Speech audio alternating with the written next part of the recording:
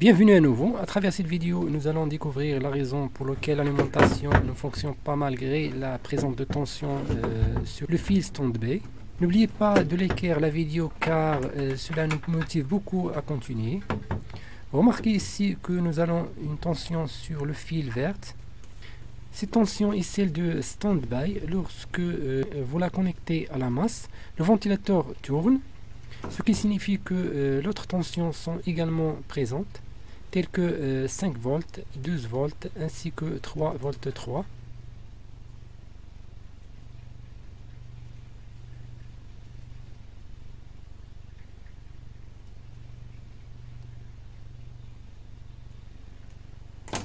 Cependant, lorsque j'installe cette alimentation avec un ordinateur, je constate que l'ordinateur ne répond pas.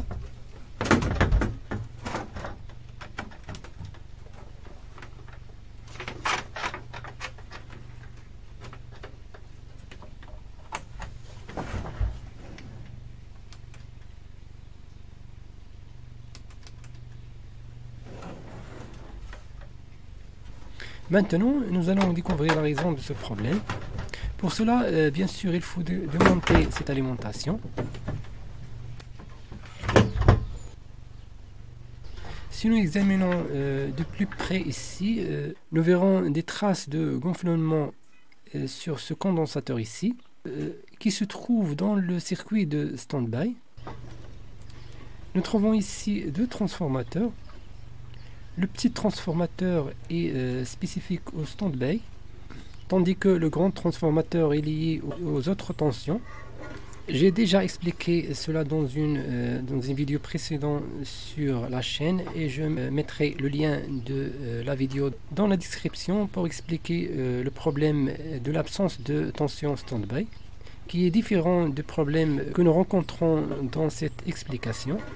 Comme l'ordinateur ne fonctionne pas malgré la présence de tension, cela prouve que le problème vient de ce condensateur et il doit être remplacé. Il y a d'autres condensateurs ici qui sont gonflés, mais ils ne sont pas la cause de l'arrêt de l'ordinateur, car ils ne sont pas présents dans le circuit stand-by. Mais bien sûr, ils devront être remplacés. Pour être sûr, je vais remplacer ce condensateur uniquement pour faire un test.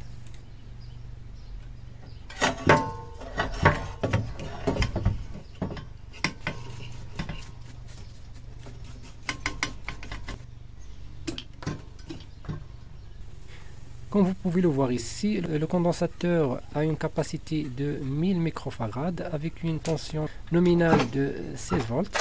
Je vais utiliser un condensateur de même capacité, mais avec une tension nominale pouvant aller jusqu'à 25 volts. Cela rendra le condensateur plus résistant et donc il durera plus longtemps avec nous.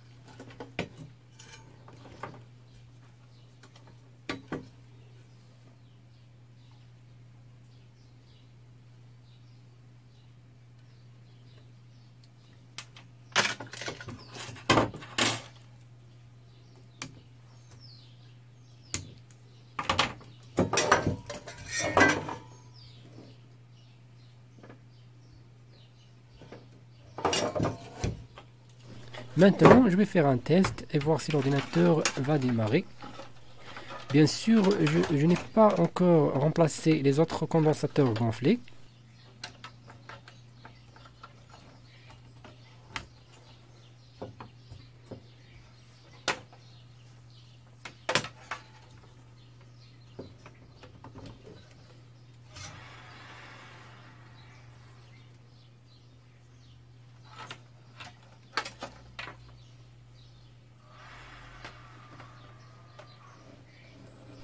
Apparemment, l'ordinateur a démarré avec succès.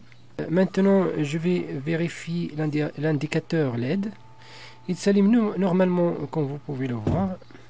Cela confirme que le problème vient de condensateur de le circuit stand-by. Dans ce cas, tous les autres condensateurs gonflés liés aux autres tensions doivent également être remplacés. Il faut toujours faire attention aux condensateurs. Il est nécessaire de décharger de la charge électrique qu'ils vont contenir. J'espère avoir pu vous aider à travers cette vidéo, à travers cette explication. Et je vous retrouverai à bientôt dans une nouvelle vidéo.